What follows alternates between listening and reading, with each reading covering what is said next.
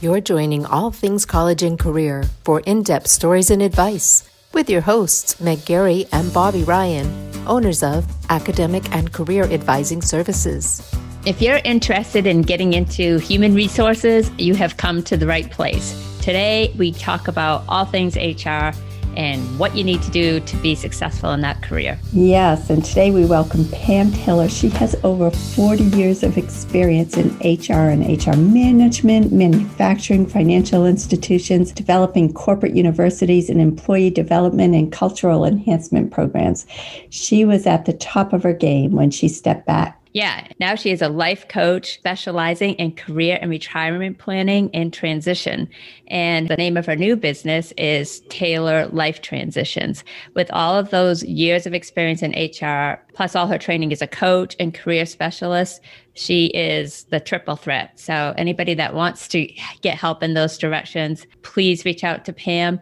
And I'll tell you what, because she is in that retirement time, she really has her finger on the pulse of how to help you make that transition. Pam is just an amazing and talented woman. I mean, she actually contributed to the growth of a private $2.5 billion company, bringing it to an $8 billion public company with offices in the Northwest and Hawaii. I mean, she's an incredibly talented woman. Yeah. And she gives you that one thing that you need to do to reach the higher levels of HR. So if you want to know what that is, tune in. Absolutely. Anybody considering going into this field will not want to miss this episode. That's for sure. Okay, enough of our introduction. Let's get on to the podcast. Let's do it. Well, hello, Pam Taylor. Welcome to All Things College and Career. Thank you so much for doing our podcast today. Well, thank you for having me. I am very honored to be here and excited about sharing all things HR. Oh. And we're excited to have you sharing all things HR. Many people have asked about HR and wanted us to have an HR person on this podcast. So thank you for doing that for us. And where are we talking to you from today? I am in Seattle, Washington. Yeah. So we have a nephew who lives in Seattle and a niece now. Yeah. Nephew and niece. And they love it there. I love Seattle too. Great spot. He's an architect for TYP architectural firm. If anybody out there is looking for a fantastic architect. Yes, and we've had him and his wife, Annie, on the podcast. Yeah. Actually. So yeah, for sure.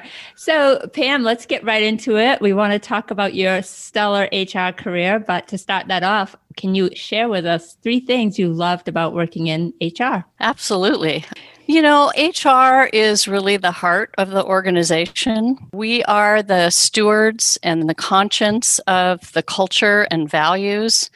You get to see everything that's going on in the organization, the good, the bad, the ugly. Mm-hmm. It's a fascinating view of human and organizational behavior. And there's a lot of gratification from being a change agent to helping people develop in their careers, to seeing organizations change. You see it all.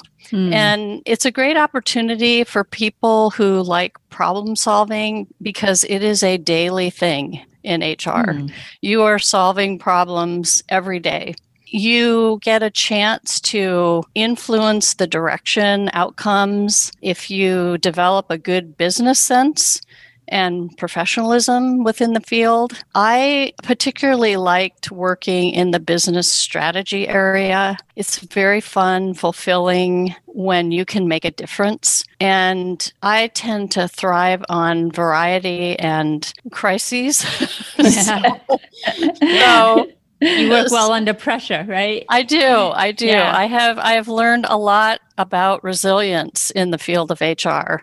So if, you like challenges, you like crises, things that happen every day, then this is the perfect job. So even when you think you've seen it all, you get surprised by some interesting dilemma that challenges your problem-solving skills and your perception of reality. Wow. So I personally loved HR for that resilience, the problem-solving, and being able to be instrumental in making changes within the organization that made the organization more productive and more, they had better growth. Yeah. So it was fun. It was a fun opportunity. You can tell by the length of time you stayed in HR that you must have loved it. And, yes. And I love your answers, because right away I'm thinking, okay, this isn't just for a certain career path. It sounds like a lot of people could add value to HR, because I love how you talked about problem-solving skills, the ability to handle crises, the ability to think on your toes and react quickly, and then also the ability to affect policy and change in a company. And I think, gosh, I can think of that just incorporates so many different mindsets. Absolutely. Mm. Can you give us an example of what a typical crisis would be? Or non-typical. There's no typical crisis. Yeah, exactly. Give us an example of a crisis. Yeah. Well, when I was in HR, I did a lot of acquisitions and divestitures of parts of our business. And on any given day, we might have our CEO approaching us saying, we're going to buy this company and we have to have it done in 30 days. And so you have to plan for the integration of those people. You have to do the due diligence of that organization, not in that order, reverse that order. Yep. And so there's a lot of planning that has to happen. I mean, you have to execute quickly. So that would be a typical day. And I can tell you, one year we had 5 acquisitions in 1 year, all going at the same time. Oh my gosh. Wow. And so, that sounds crazy. Yeah. So just keeping track of, which employees were coming from where, and getting calls from those individuals who needed information about their benefits, and creating the tools to provide to those employees about the organization, getting them integrated for 4 or 5 companies all at the same time. Crazy. That's crazy. And I can tell you from being an employee in a situation like that, how HR handles that is critical. So because critical. If you're sitting there being bought out, you're like, well, do I have a job? Like, what's going to happen to my employee stock purchase program? What's going to happen to my 401k? Who's going to be above me? Who's my new boss? Right. I mean, it's just endless stress for the employee, never mind the person that's trying to juggle all this, which would be the HR. But how that's handled is crucial. It absolutely is. And ensuring that you are in touch with those employees and making sure that they know there's a human being behind all of this, and making sure that they feel wanted, I think is probably the best word for it. It's very scary for them. And there's a tendency in organizations, I could go off on this. There's a tendency for organizations who are acquiring to have the attitude of, well, you need to do it our way, rather than let's combine our resources and our thoughts around how to do this the best way. Right. So that seems like such a better approach, and taking the best of both worlds and combining them, to make each other better, basically. Absolutely. And so fighting that tendency, HR is a driver of that. They need to remind management of the existing organization that no, our way isn't always the best, and we need to combine those best thoughts between the organizations. And it takes a woman to point that out, I'll tell you. Absolutely. I wasn't going to go there, but you just did. So. I just did. I don't have a problem with that at all. I'm just saying. Yeah. Okay. So talk to us about what kind of training you think would be good to get into HR. I mean, when we were talking about the 3 things you loved, it sounds like, gosh, a lot of different things might be applicable in some ways, but maybe there's a better path. Yeah. This is one of those hindsight answers. Yeah. Because when I went to college, I didn't know that my career would be in HR. No. It was one of those, back to the happenstance theory, I didn't take specific classes to prepare for the field while I was in college. I think that having a business background, if you're in college now, having a business background with a specialty in human resources management would be my view of the ideal combination. The best preparation. Absolutely. I think a business degree is important for HR professionals because one of the major responsibilities of an HR professional is to be able to translate that business vision and objectives into HR strategies. Yeah. And you have to understand how businesses work to be able to speak the language of leadership and partner with them in developing solutions to some of the complex challenges that you face. If your goal is to move up in the HR field and not be seen as simply managing the HR processes, then the business language and translation to HR solutions really does increase your value and gives you a greater chance of having a seat at the table. I think other disciplines, whether their degrees or simply courses, would be psychology and anything in the analytics field.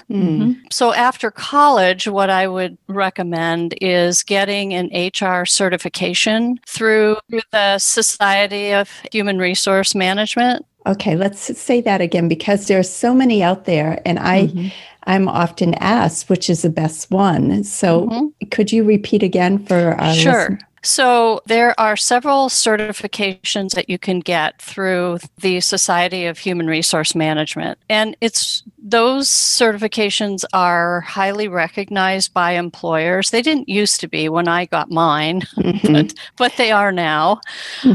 Some employers even require it. I saw a couple of ads the other day, job postings, where they required an SPHR. This can be done online or in person. Because of COVID, I think now they're doing it more online. There are several certifications to consider. There's the SHRM, which stands for Society for Human Resource Management, SCP, which is the senior professional designation. That's the highest level of certification, and it's designed for HR professionals at the senior level who operate primarily in a strategic role, developing policies and overseeing strategies. The CP, or the certified professional, which is the certification below the SCP, is the credential designed for HR professionals who are engaged primarily in operational roles, implementing policies, serving as the HR point of contact for staff, and performing the day-to-day HR functions. Oh, thank you for that. We'll try to put all those links in the show notes, so anybody that's interested in pursuing some of those, we can give you that. And in addition, there are certifications in some of the HR disciplines as well. So, for example, there is a certification through the American Compensation Association called the CPP. And if you want to pursue benefits administration, there's also a certification called SEBS or SEBS. You can also combine and get a dual certification in both compensation and benefits, and that's the CCBM. Wow. Okay. Wow. All these acronyms. We'll definitely have to put these in the show notes. For sure. And then for those who really like the employee relations area, I would recommend a certification in coaching, as well as in conducting employee investigations, because in the role of employee relations, you do a lot of employee investigations. What is that exactly, employee investigations? So oftentimes, you asked earlier about some of the crises. Well, some of them include illegal things that employees do within the organization. It could be sexual harassment. It could be stealing. And so HR professionals have to get into a room with those employees, and they need to ask a lot of questions. They need to be fair. They need to make sure that they are doing it with the utmost care.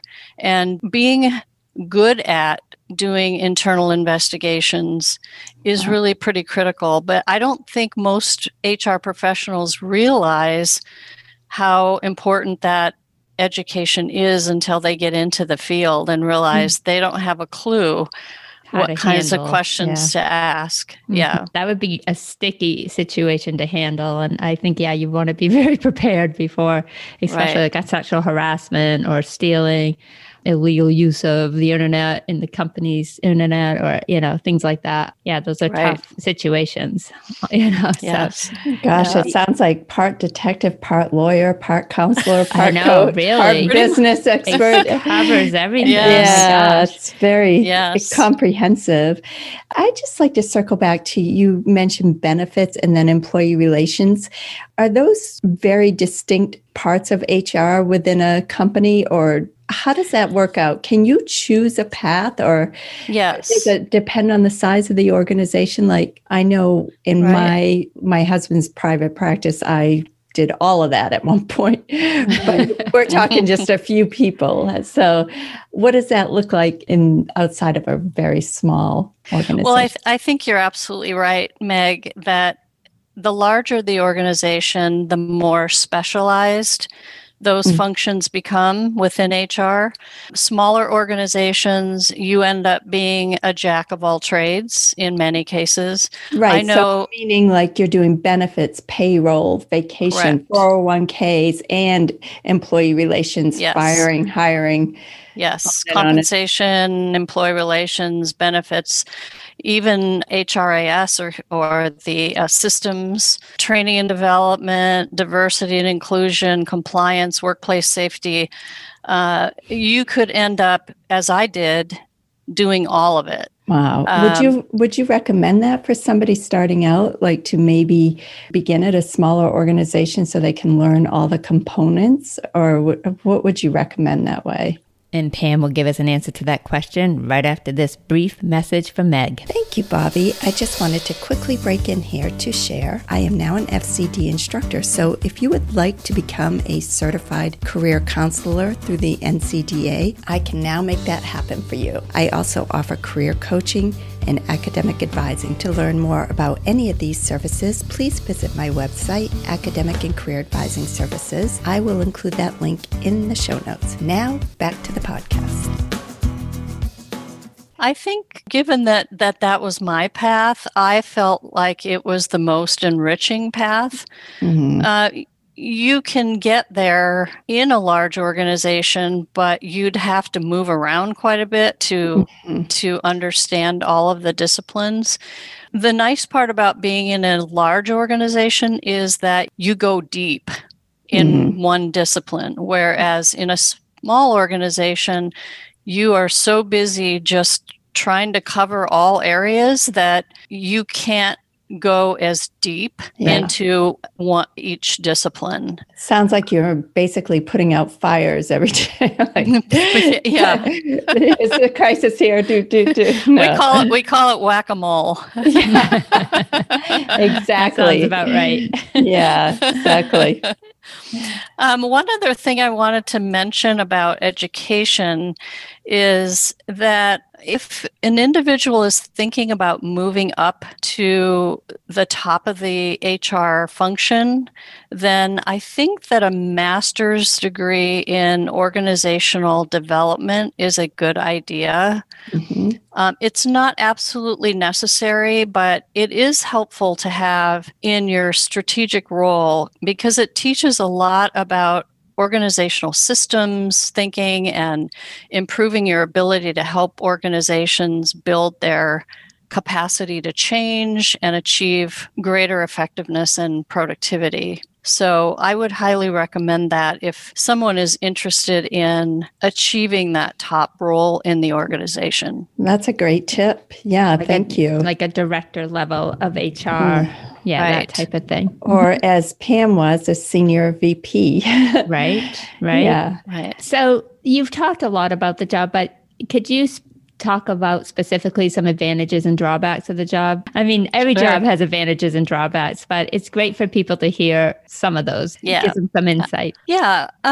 I'd say there's limited drawbacks, but there are some. Mm-hmm. Yeah. I would say that probably the one that's the most frustrating is that HR departments oftentimes have less than a positive reputation. Yeah. They can be seen as the corporate police, and it can sometimes be a challenge to turn around that perception for new employees coming into the organization. And you can find yourself having to retrain those individuals as well as some of the top leadership around the value that HR brings. And so I found myself having to do that quite a bit with new people coming into the organization that were afraid of approaching HR on any issue. They were worried about either the information getting out, or they didn't know whether they wanted to expose themselves to the HR professional. So that's a big job for an HR person to try to transform the thinking there. Yeah.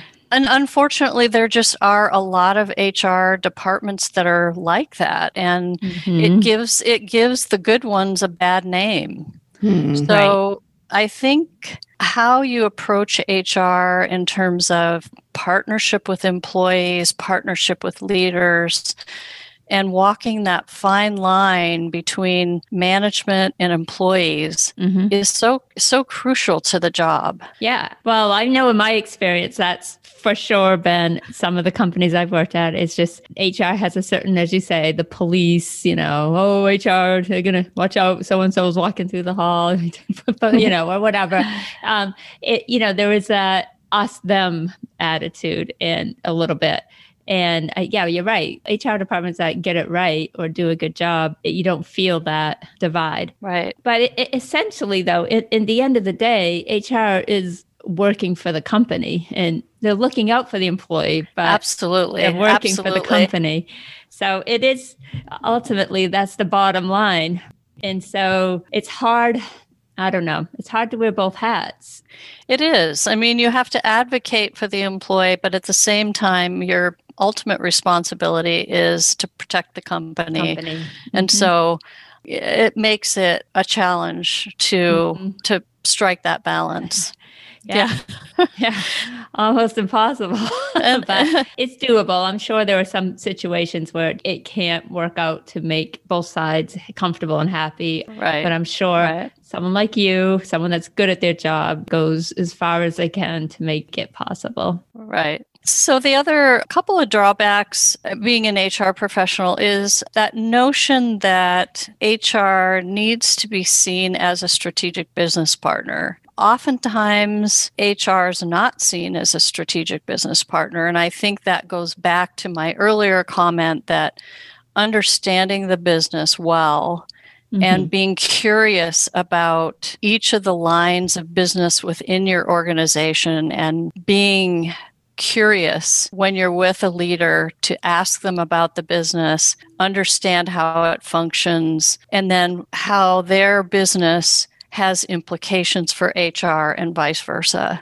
And so really being able to understand that increases one's value. Yeah, you have to really have your finger on the pulse of what their challenges are, who their competition is, what their goals are. Yeah. So I think one of the challenges for HR professionals is when you go into an organization, if you've got a CEO or a group of leaders that see HR as simply a processing department, is changing that mindset. Yeah, that is tricky. And then the last thing that I think is a challenge for HR people is that burden of preventing legal liability for the organization. Yeah. At times, this can create a lot of anxiety for HR folks, since you can't always control what people do. Yeah. No. That's an understatement. Yeah, right. Yeah. I can but see we are we're the stewards. We have to really be diligent and aware of what's going on in the organization and try to prevent that legal liability. So that's what makes it fun, though. Yeah. Right. It's the challenge, and that's the challenge drives you, I'm sure. Yes. Yeah. Yes. Yeah. Is there a difference between working for a public or a private organization? And would you have a preference for one over the other, or would you recommend one over the other? Or? Yes. Having worked for both, I would say my preference would be to work in a private organization. Once you get into a public organization, a lot of times it's really about the shareholders. And I know that the organizations that I worked for that went public lost sight of the employees and how important they were to the success of the organization. Too much time appealing to the shareholders and not enough times appealing to the employees. Exactly. And there on that too. Yeah. Yeah. And I mean, I thought it was fun taking a company from being private to public. Yeah. That was fun. And I learned a ton about public companies and some of the regulations that you're burdened with as a public company. But if I had to choose, I would say working for a private company, it is just much more focused on the culture of the organization and the employees and how their contributions really matter. So that's my short answer to that question. Now, you don't have any experience in government or nonprofit sector at all? No, I don't. I think the closest I'd come to that would be the public companies where you are so burdened by regulations. You know, we spent, I'd say, probably close to a third of our time on just responding to audits and regulatory requests that came up. So that sounds awful. Do you think it's because it was newly transitioning, or do you think that's just the norm? I think it's the norm. Wow. Yeah. Okay. Well, that's good to know, listeners. Yeah. That difference. Is good to know. Yeah. So what type of incentives to employees do you think work out best? What type of things have you in HR offered employees? I know stock purchase programs, 401ks, but what other types of things? And also, this is kind of a double question. Meg and I have been talking a lot recently to people about companies' responsibility in training and upskilling their employees so that, and doing it so that they're not having to take time out of their additional time. You know, they're already busy enough outside of work. Some people have families and second jobs or whatever, and being able to do some upskilling right at work where it's not costing them time outside of work or money. Right. So your first question was about the incentives. I think the most successful thing that I've seen in organization is a profit sharing type arrangement. Where if the business does well, the employees do well. I worked for an organization that had that system in addition to stock for the employees. And I can tell you that the difference it made in the commitment level of the employees to the organization and the ownership that they took around their jobs and their customers was completely opposite to a company where they had none of that. Yeah. So I am a big believer in that type of reward system for employees, and they love it. Yeah, that makes such sense.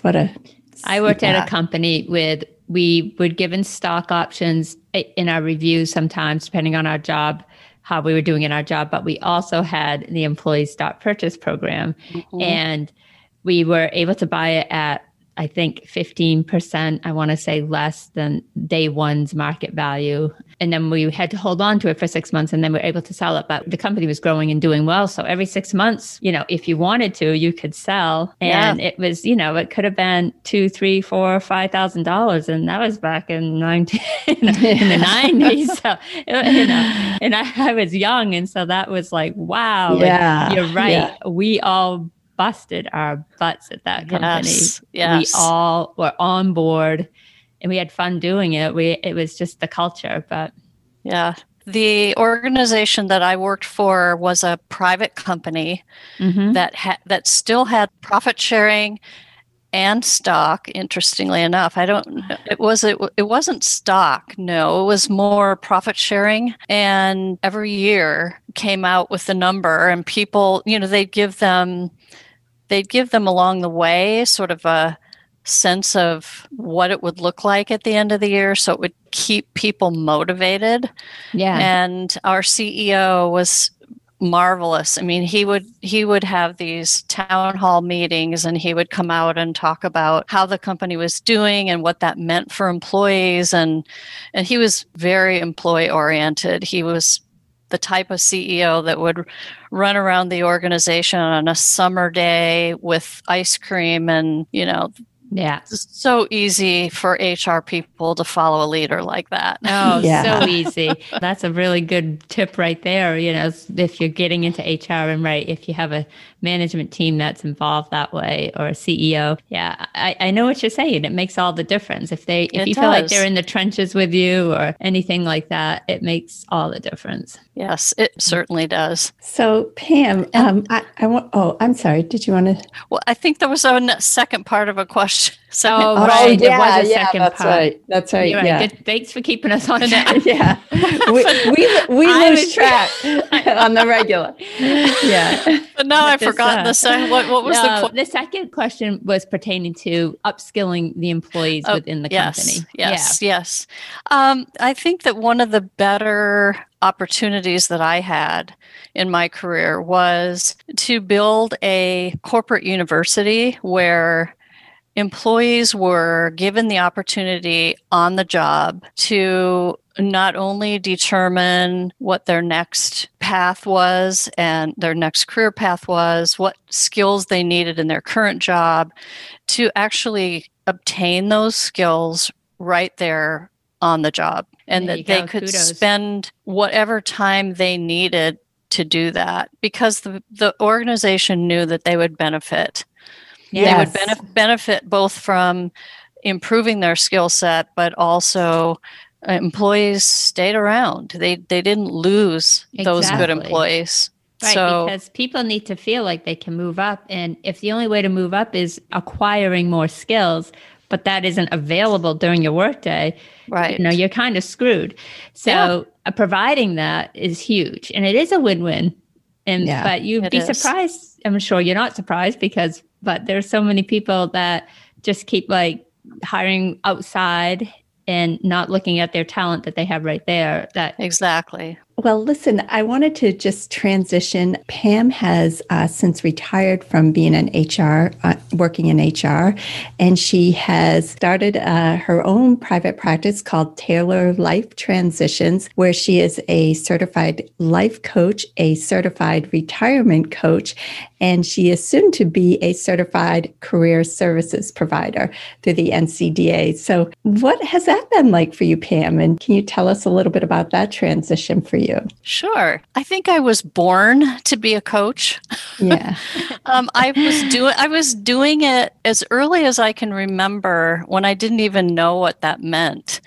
And so I think that throughout my life, I have been coaching friends and coaching employees and executives. And once I had my fill of HR, I decided that I would retire from HR and strike out on my own and start coaching in the areas that I think are so impactful. Retirement is one that many people are not prepared for.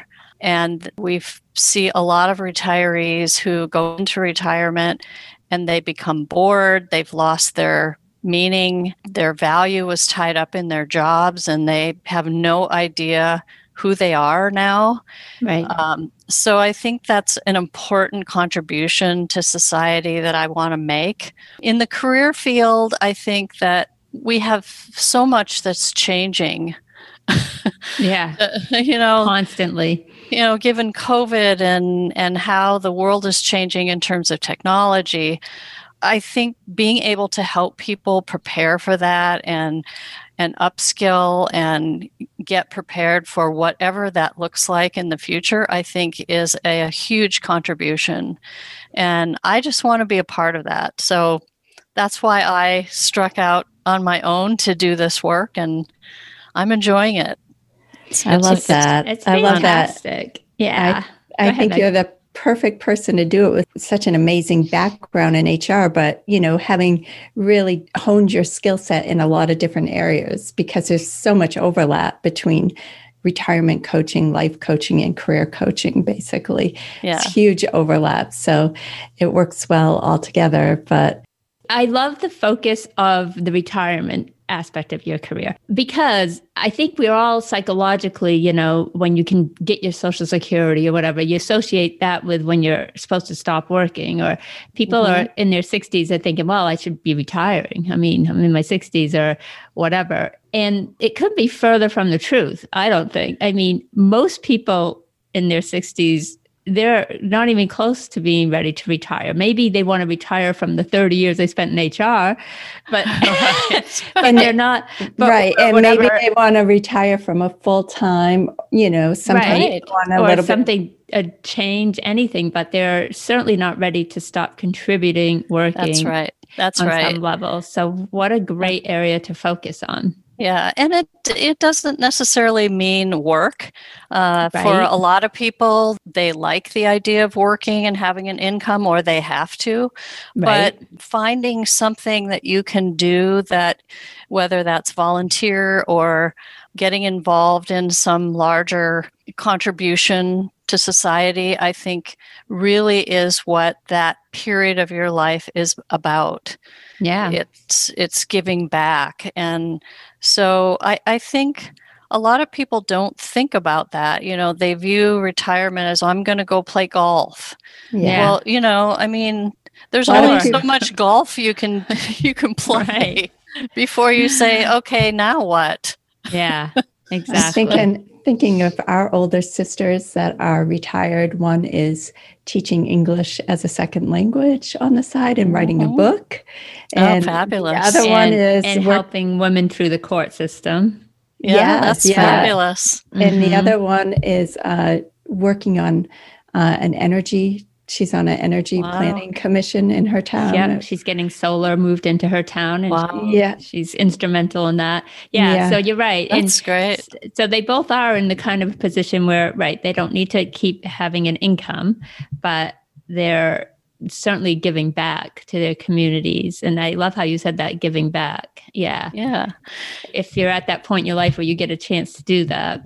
And I want to steal Rich Feller's quote of saying, you shouldn't retire from a job, you should retire to something. To something, exactly. Yeah, I think that there has been a lot of study around retirees who don't make that step to finding something that's meaningful to them. And you see people go into depression.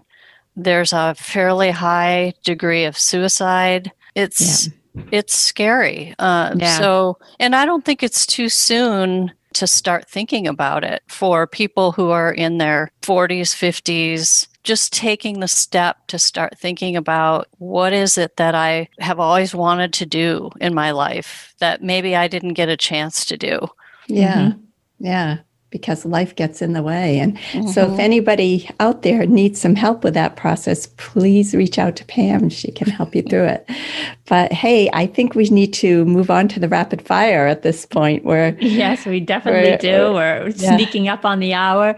Pam, thank you so much for all your input so far. And we will put your contact information in the show notes. But if you want to tell people quickly right now how they can reach you, the best way to reach you. Yes, they can reach me at Taylor lifetransitions.com, or you can email me at Pamela@TaylorLifeTransitions, and that should get through. Is it at Gmail or .com or? It's .com. Okay. Yeah. We'll put that in the show notes and make sure you all have it. So, Pam, we are on to the rapid fire session of our podcast, and don't worry, it's not scary or hard. It's just kind of fun. So, okay. Favorite day of the week? Friday. Yeah. TGIF. Right. Yes. I mean, I would think that's most people's answer because you're going into the weekend, but I don't know. It's like we get a varied answers on that. Okay. Place you want to travel to? I would like to travel to. Well, you have a big trip coming up. I do have a big trip. You but do. I would like to travel to Portugal. Mm. Yep. It's one place that I would like to get to for sure. Yeah. Yeah. I've seen pictures only, but it looks beautiful. I would love to get there too. Okay. How many hours of sleep do you need a night, and how many do you actually get? I need 7 hours almost exactly.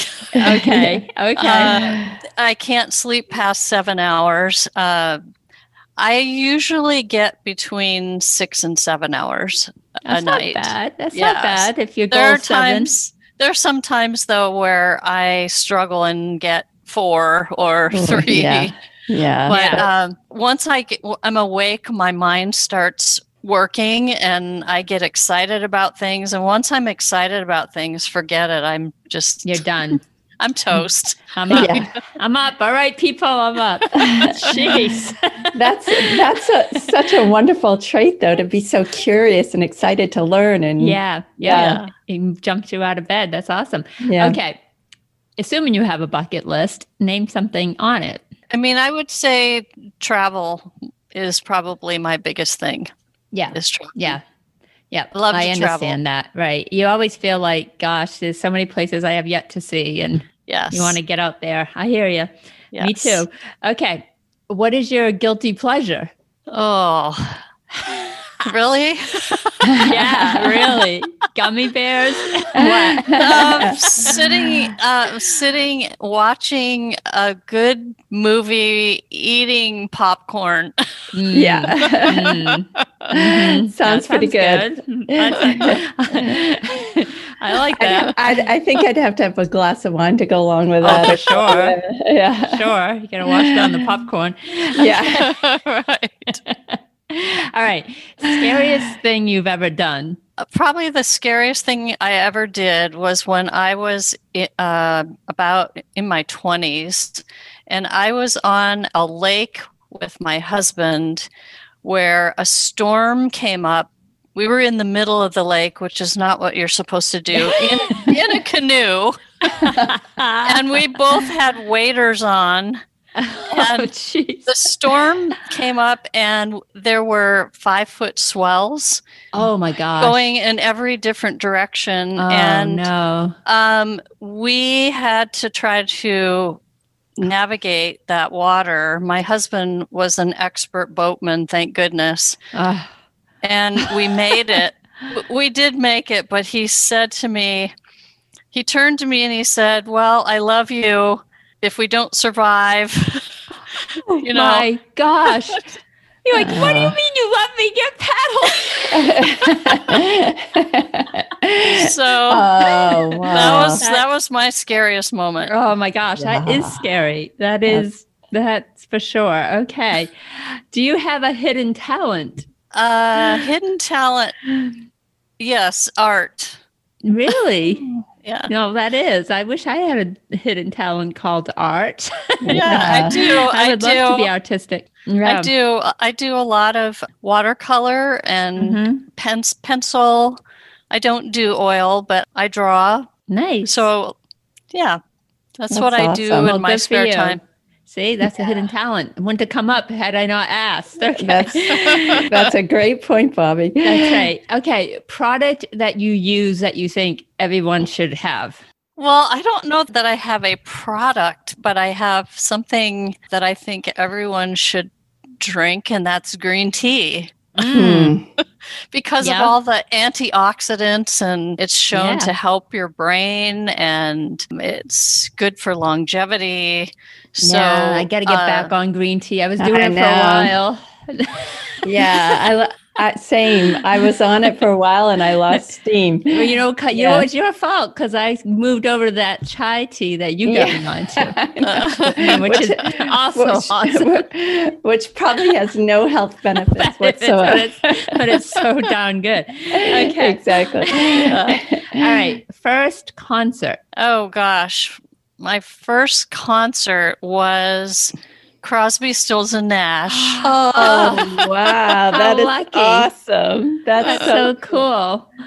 So Bobby and I have to share our first concert. Mine was Queen. Yeah. Which is amazing. Okay. Yeah. I will share, but obviously you guys out-concerted me because I was Foreigner, but Foreigner was a cool band in the day. Foreigner was Foreigner 4 was the album, but Foreigner was the band. Yeah. Anyway, you guys win on the concert. Queen, Crosby, Stills, and Nash. Yeah, I would go for that. All right, last one. I already know the answer to this, I think, because I think you already said it. So maybe I have to come up with a different one.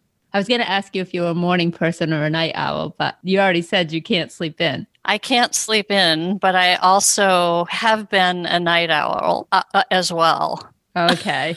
All right. So more so in my 20s and 30s, I would stay up till 2:00 in the morning reading books. That was my big thing. I loved reading. You get lost in it. Yeah. Okay. So we can't classify you, but right now you are a morning person in this part of your life. Yes. Yeah. Yes. Yeah. I am not. No, like this is still morning time for me right now. So 1 o'clock on the East 1 p.m. Coast. Eastern, FYI. All right, well done. Thank you, Pam.